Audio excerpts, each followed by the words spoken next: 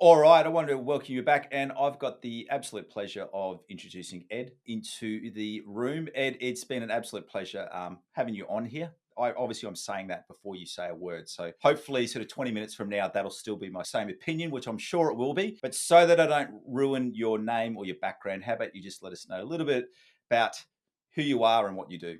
Thanks for that. You're going to regret those words. Quick intro. I'm not very good at intros. I'm Ed Leake.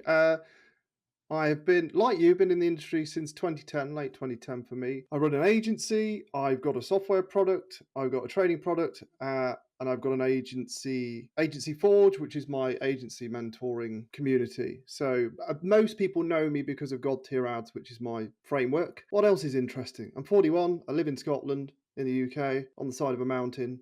Done. While you're saying interesting things, how about we jump into a quick speed round anyway before we get into the Google Ads side of it? But I'm an Aussie, never been to UK before. I land in the UK, I go to a traditional British or Scottish pub. What should I be ordering? Food and drink. For What do I me, order? food and drink, it would be a pint of Guinness and steak and chips. Rare steak. Okay, so not the fish and chips. So I thought it'd be the fish and chips. No, got to get a slab of beef on the plate. All right. Hey, you've done something wrong. Your punishment is you can only listen to one band's music for 3 days in a row. Would you be choosing the Beatles or the Rolling Stones? Stones. Stones. Okay. I mean, they're both great bands, but you're thinking you've got to listen to them for a long time. So it's an interesting question. Yeah, very different So style. I think the Stones are a bit more hard yeah. hitting. Hey, let's get into the serious things. One of the reasons why I really wanted to get you on is I actually ran a quick poll on my own channel just in the last week. And the question was just forged around how much do digital agencies and freelancers earn? And it came back at 78% earn less than $5,000 a month. So one of the real reasons we both thought would be good to really talk about and go through is obviously I believe you've got some amazing teaching and a leader in the space around your agency, the Agency Forge. So let's just start off with for the reasons for why you feel that traditional ad agencies are dying, or we can also expand that to why the vast majority of freelancers agencies never really get to levels of sustainable success. Oh, where do you start with that question? So, I think there's two key components to that, and it's the foundational bit. It's the Yeah, lifestyle versus entrepreneurial. You mentioned what was it? 75% of people don't. They're earning less than 5k a month. that, Um, that's right. which is okay. You know, if you're in that lifestyle business where you want to get enough work to pay you 60 grand a year or 100 grand a year, whatever it is, then that's perfectly okay if that's your long-term vision, if that's your goal. And we should not look down on people for doing that. No. The entrepreneurial path is completely different because the ultimate goal is to offload the work. You know, if you're on the lifestyle, typically you're doing the work. Entrepreneurial, you're typically building a business, hiring people, putting a process together for it.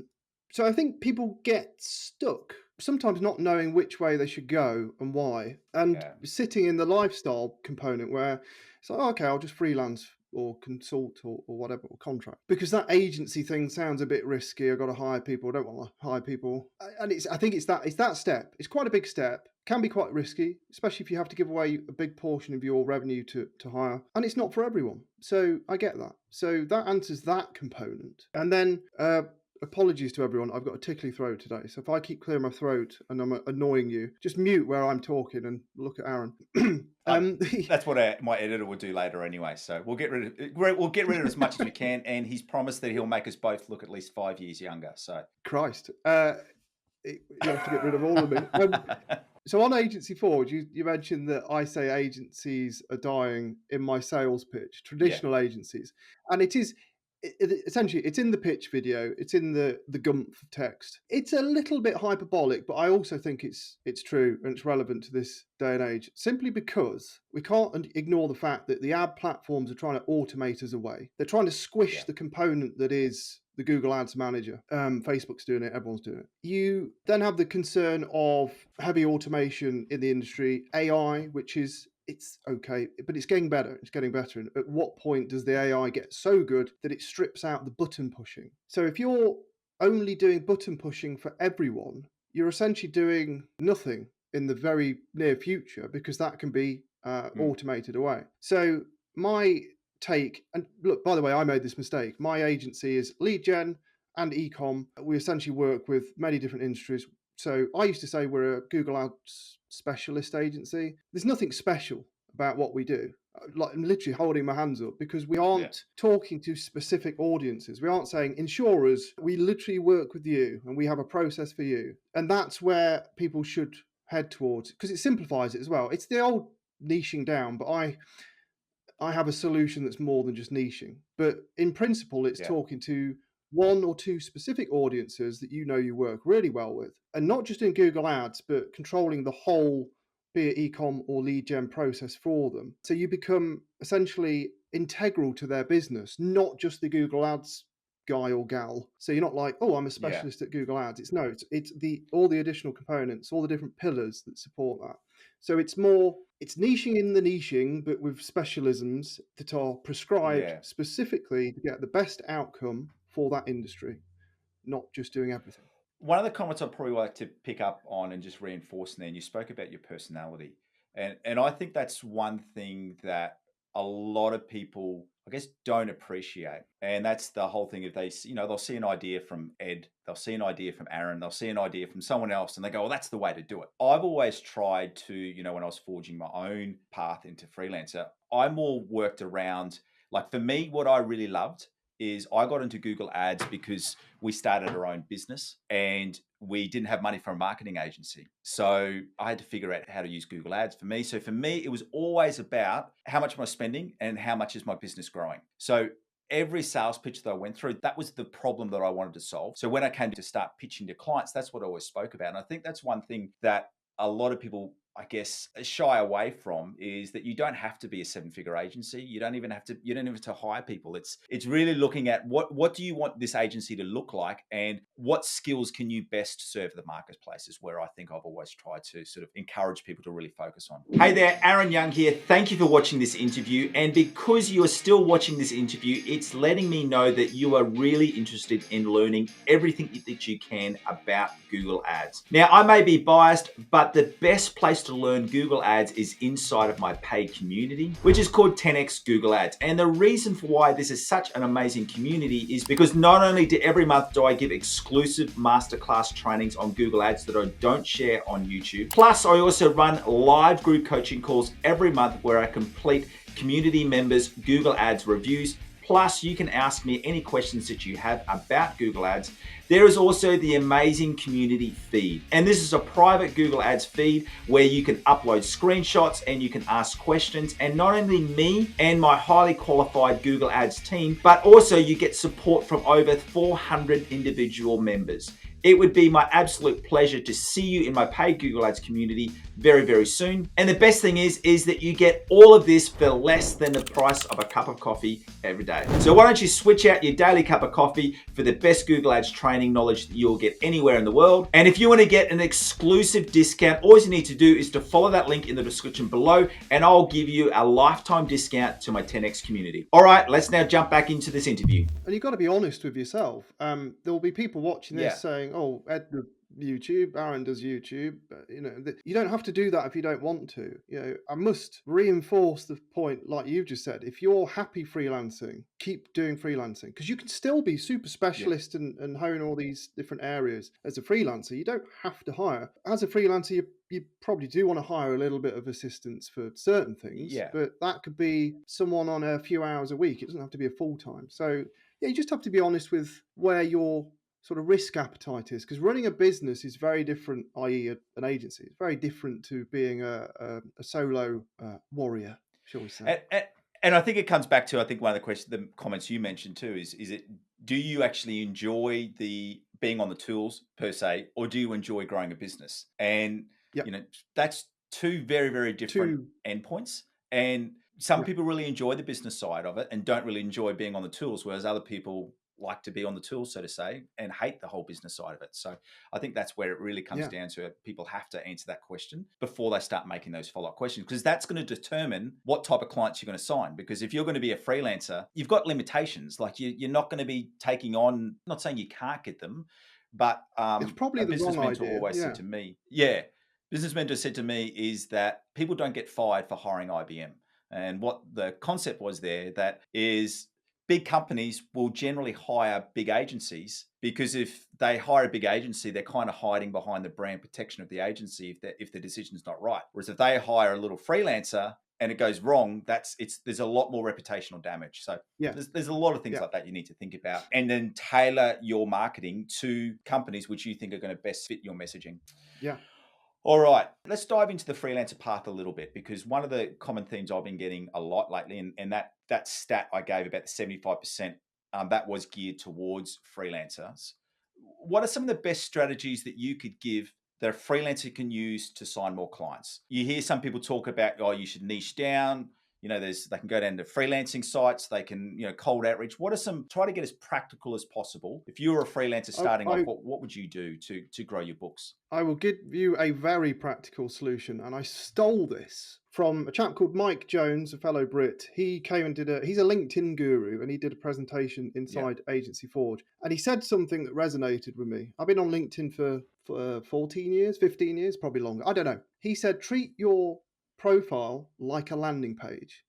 And mm, light bulb moment. So I haven't even done it for my own yet, but I will get there. So um, what does that mean? Right, literally, your profile at the minute talks to everyone and everything, probably, which means you're talking to no one. So you do have to pick a niche or a specific thing, pain point or yeah, whatever in your industry that you can call out. And literally, your profile image is. I'm sure you've seen them pointing to tell people to take a specific action. So you want one action on your profile page, and that'll be calling out a pain point. For you and I, it might, because we both have training products, it might be something around, you can't keep up with the Google Ads changes. Well, check this out. I've got X, Y, Z yeah, for you. And then in your featured part, which is straight under your profile and the banner, again, the same thing, same call to action, same pain point. And in your first job posting, or the most recent, should we say, again, calling it out, same call to action. So it's like, yeah, you might be the director of this, or you might be a freelancer in this, but I do this specifically to fix this pain point. Follow the link. So everything's telling people to yeah, take action. And if you pay for LinkedIn Premium, you can also get a button that says visit my website or whatever. And then guess what? That will go to the same place. So you've got this very specific call to action. Everything's pointing there. Your about bit can be more, let's call it fluffy. It could be more about you, background. So if mm, anyone actually expands that, again, call to action at the top though. So your pain point, you're calling out your audience, you're adding the pain point. So, I mean, if you get really specific, it might be plumbers in the UK.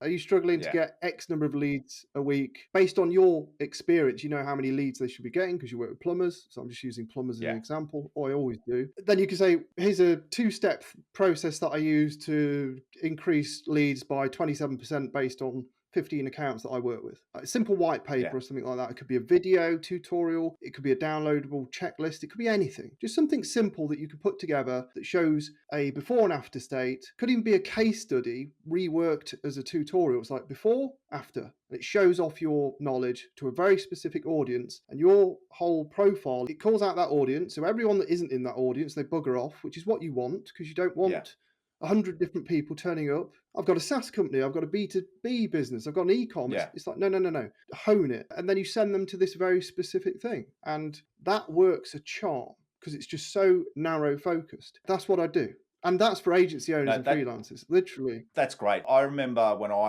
the first, I mentioned I got into Google Ads. We had our own boutique villa resort in Bali. So my first clients were other villa resorts because we were getting a direct booking rate of 50% through Google Ads. Industry average was 15%. That was our marketing message, is that if you were outside of that industry, that 50%, you don't know whether it's good or bad, but for the people that we were reaching out to, they knew the industry average was 15%. I had strategies that kick it up to 50%. And then we would tell the story around what that extra 35% meant, because it meant you weren't paying Booking.com and Expedia 15% commission. So it was very, very valuable to the business. But the other thing I've Yeah. mentioned with that is that was like the lead off for getting new clients. And then when you start getting there, then you start getting the referrals. And that's how then I branched out into e-commerce and other ways. So it sounds like you're saying the same thing. Start really niche, and then you just don't know, things might open up on the back of your success. Yeah.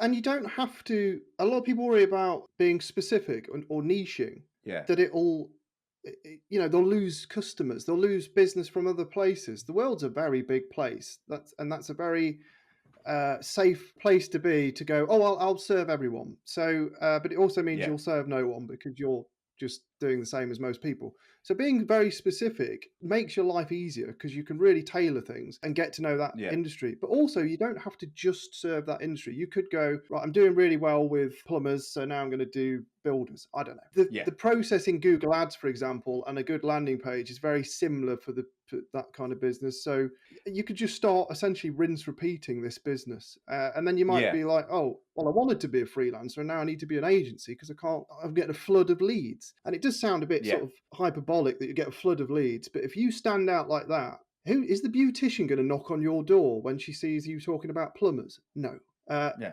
she'll go and find someone else. Is the plumber going to look at someone that's talking about e-com scaling? Oh, they do Google Ads. No.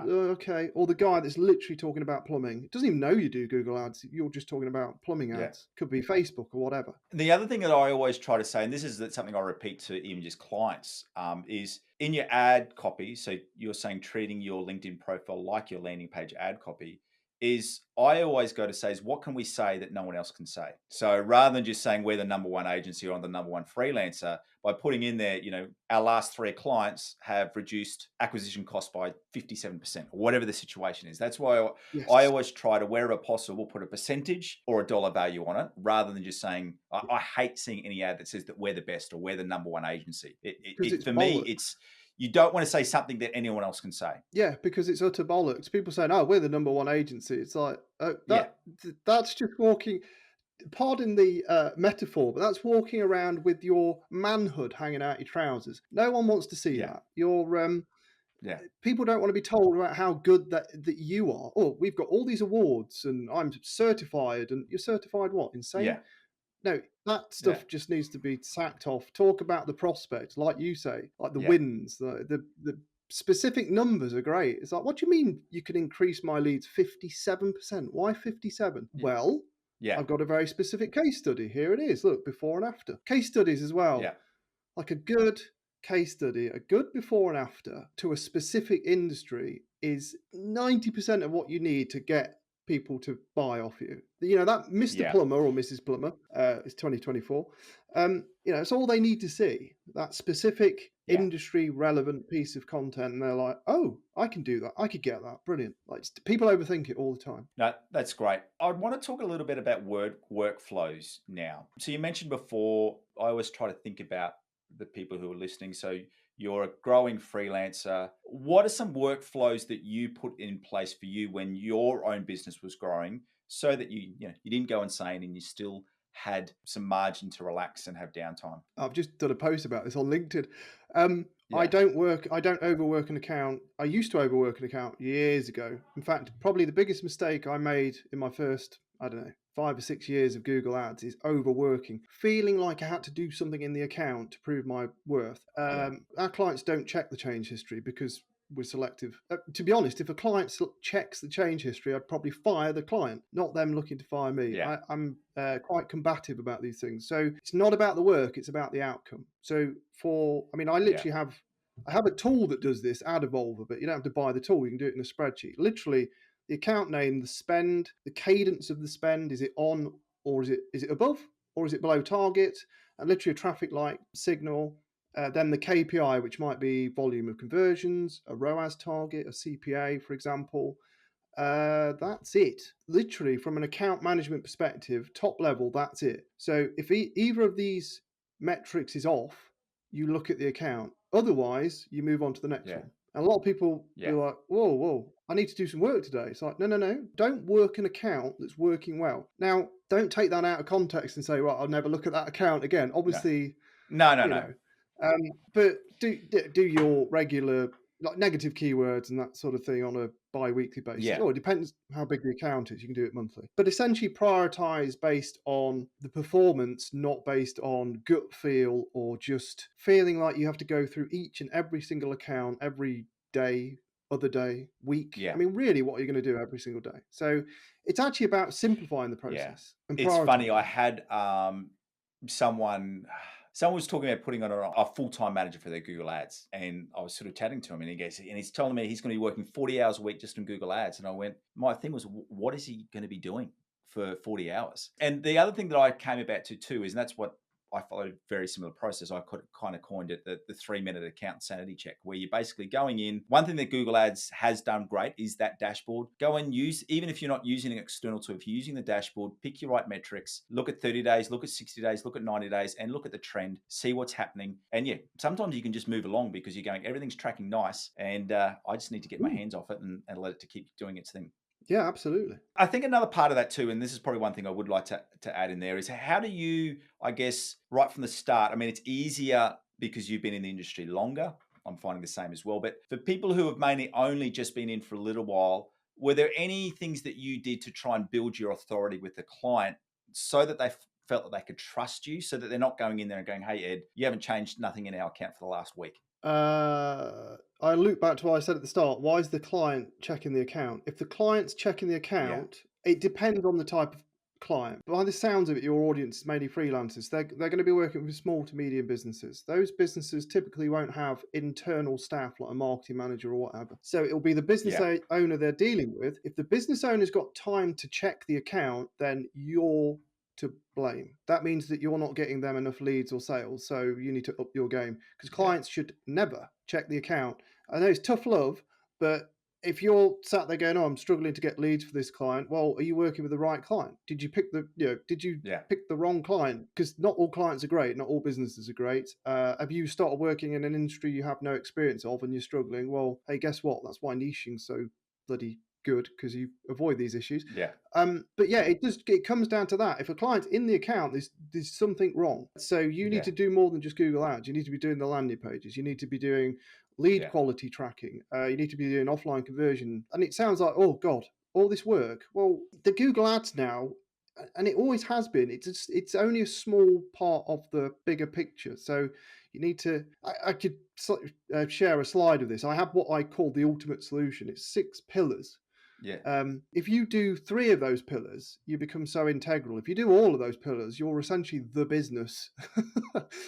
Yeah. It's that potent, and the client will never look in the Google Ads account unless you screw up. So Yeah. yeah, that's my take. And look, don't get me No, wrong, no. there are some clients that are just difficult and they will forever be fiddling and looking in the account. Honestly, those clients are not for me. So my simple answer Yeah. to that is get another client, fire that one. Yeah. No, no. And that's, I think it's something, as you, I mean, you probably were the same as me, as you get to that level, that sweet spot of, you go, I just don't need this client in my business portfolio. And you can be a lot more selective Not about who worth the you money. take on and who you let go. Let's now just move along to more intermediate people. So you've got some freelancers, and they're potentially at that stage where they're going to be moving across to a bit more of an agency setup. So they're hiring people, either contractors or full-time or part-time staff. What recommendations do you have for being able to quality control the staff and make sure you're getting the right people on board? So, look, hiring is difficult. I don't know anyone that gets it bang on. My hit rate's probably 50-50. I fire every other person Yeah. I hire. So it's really difficult. And again, I have simplified operations, and this is what I teach in the Forge, not to be boring, on 2 fronts. So internally, there's a thing called speed reports, and also I have an operations dashboard, which is separate, which actually combines, beg your pardon, the Google Ads now. It didn't before. It used to be 2 separate things. It's a spreadsheet. It's nothing, dashboard Yeah. makes it sound fancy. The speed report's really straightforward. So when you're hiring, say you're a freelancer or a new agency and you're expanding and you take on a person, it might be someone part-time, full-time, might be a freelancer. The worst thing you can do is not trust them to do the job. If they're going to fuck up, let them Yeah. fuck up. And I know that's hard. That's a hard pill to swallow because it's your client, your money, but that's just agency life. However, you can monitor that process without being micromanagey. So a speed report is really simple. It's literally traffic lights. Think of it as a Word document or a sheet or whatever. 2 boxes, one red, one green, like what's good, what's bad. And then a summary. And that can be a Monday, a Wednesday, and a Friday to start with, like just regular cadence updates, or it can be once a week or twice a week. So you literally say to your new hire, you've got these 5 accounts to manage. I want a speed report every Monday and every Thursday. And it literally give me Yeah. bullets of what's good, what's bad, and a summary, essentially what's bad, how are we going to fix it kind of situation. Just keep me on top. It's really quick for them to do. It's really quick for you to read. Yeah. It just keeps the blood flowing through the business, And then the operations dashboard is, you don't need it when you're super small, but that brings in Google Ads KPIs. So again, spend health, Yeah. the KPI, conversion KPI, and then other metrics like recent changes. So just a drop down of, have we done negative keywords this week? Have we done new ad copy? Just really top level. I don't need to see the ad copy. I don't need to know what the negatives Yeah. are. I just need to know that it's happened, and then a date stamp to say when it happened. Has the client So had a report? Like, yeah. again, date stamp. Have we communicated with the client? Yes or no? If it's a yes, date stamp. Like really top level stuff. Was the last communication with that client positive, neutral, or negative sentiment? Were they moaning? Were they asking questions? Or were they happy? Literally, it's a line in the spreadsheet, and you can quickly review it to see, have we done these things? Is it on target? Is the client happy? And that's an operations dashboard. And that will keep you sane. So you're essentially saying, correct me if I'm wrong, when you're hiring someone, you're putting them on, you're giving them a dashboard or a spreadsheet of this is the Ed Leake way of I want you to optimize the accounts. And then they're just going through that Oh, process, making sure that everything is done, not only Google Ads sense, but also client relationship sense in the way that you want it to be done. yeah, so this is where it gets nuanced, because it depends on who you're hiring. If you're hiring someone experienced, I wouldn't tell them how to do their job, but you do need to tell them your process. So frequency of reports, what the client expects, how we talk to clients, what you expect, top level stuff. If you're taking on someone who's more junior, then that's a much harder job, because you have got to train them, and you've Yeah. got to make time to train them. You can't just give them God tier ads framework. There's a pitch. Sorry, Aaron. I know you've got your own thing. No. But you can't I'll give put them. some information down below. We agreed uh, on a 90% commission for me, didn't we? Anyway, I think that was what we said. Christ, uh, I'll be eating baked beans. Yeah, but Yeah. you can't just give them your training or my training. It'll speed the process up. But if they're green, they're new Yeah. to this, then it's probably the worst hire. If you're just starting out, is to hire someone who's new, just Yeah. because they're Great cheap. point. Because you've got Yeah. to spend so much, an inordinate amount of time with them to get them up to speed. So that's a very different kettle of fish, and they would struggle with just having to do a speed report, because they then haven't got all the back end to say, well, this is how you fix the problem, because they haven't got the experience to do Yeah. it. So you've essentially dragged me down a different route here. But I would say, in hindsight, because I hired juniors to start with because I thought, they're inexpensive. It was the wrong move. I Yeah. should have saved my money and hired someone experienced, because at that point I could have split the agency. I could have had the sales and marketing, me, and then I could have had the Yeah. operations, the senior hire. So the Google Ads stuff and all the work is their responsibility. Generating leads and sales is my responsibility. And then all of a sudden, you've Yeah. set a foundation for a decent agency, because if I get my job right and they get their job right, we'll be hiring soon. And then that team on the Yes. ops side will expand. You can't do that with a Yeah, and junior. it's always too that some of the cheapest hourly rate or cheapest salary, it can become a lot more expensive if they're not the right person Yes. for what you need. And we should You know. say, well, hold on a minute. How do people get a foot in the door?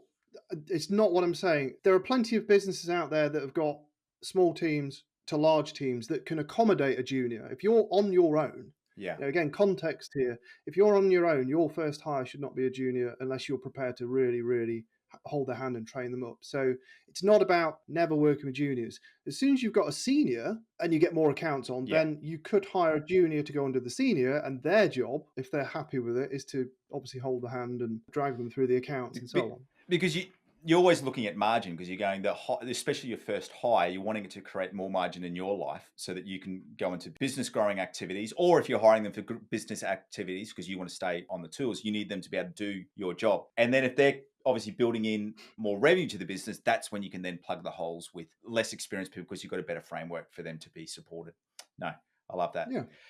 Hey, Ed, let's just go with one more question. And this is something I'm asking everyone that's coming on in different ways. You and I have both been in the industry since 2010. I don't know your thoughts on this, but I would say probably the last 2 years has been the most disruptive in terms of new technology and AI and automation, but also government regulation coming in at the same time as well. What recommendations? And I'm happy for you to go down either the path of different recommendations or things you're putting in your own agency, or if you want to be really brave and stand out on a limb with some things that you think will be coming in. Yeah, what the future of our industry looks like. Yeah, I'd like to finish with that sort of chat. So let's first start with: is there anything you're doing now to sort of safeguard against different changes and regulations above the making sure you got cookies on your website? Okay, so this is a really hard question. Funnily enough, someone asked Yeah, me yesterday about what the future holds. No one knows. Let's first say that.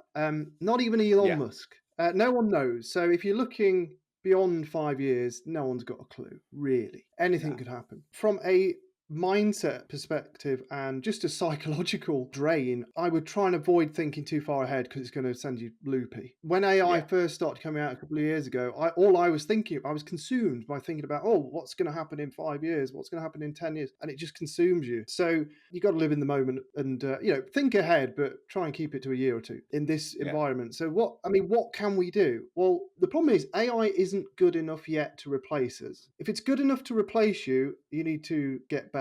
So yeah, we use it for basic automations like helping us improve ad copy and that sort of thing. yeah, Some language models for writing landing page copy or suggesting new headlines, even to analyze negatives. Typically, these automations and tools are not very good with numbers, so we don't rely on it for any analysis currently of the data because you've then got to double check the work. You might as well yeah, have done the work anyway. So, really top level stuff, really basic. We're playing with some different tools that, well, actually, I can't take credit for this. A chap called Dan Barrett in Forge, he's automated using Zapier and ChatGPT his reports for his agency, where it will literally do all the summaries and explain the reports in English to his clients. And it's done a pretty good job. So, I mean, that saves 20 minutes an account a month. yeah, You got 50 accounts, soon adds up. In terms of all the legislative stuff like the cookies and the law, yeah, or even Google's getting caught offside with that. So for an individual to yeah, keep up with it is really difficult. So I don't. I cheat. I use some of my hard-earned money to hire someone to do it for me. And if you're a freelancer, you're like, yeah, but I haven't got lots of money or whatever. It's like, okay, well, we'll just find someone on Upwork who's a yeah, specialist in the tracking side or the consent mode side or whatever it is that you're struggling with. It's normally tracking. Most of us yeah, don't want to be stuck in Tag Manager and messing around with tracking. Gone are the days where I can be asked with any of that. So I just find no, someone that literally, it's going full circle to the niching again. I find someone who's not a yeah, Google Ads specialist or a marketer.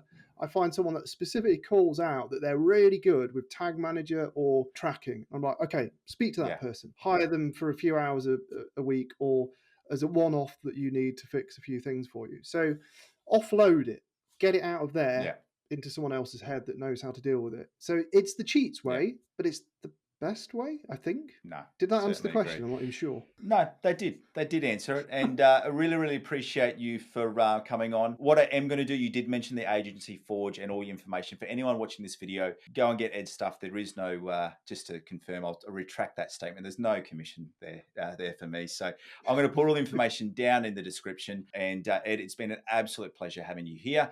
And as I said, we'll put in the description so people will know where to find you on YouTube and your website and anywhere else where you are located on the internet. Thanks for being here, Ed. It's my pleasure. Cheers, Aaron. Thank you.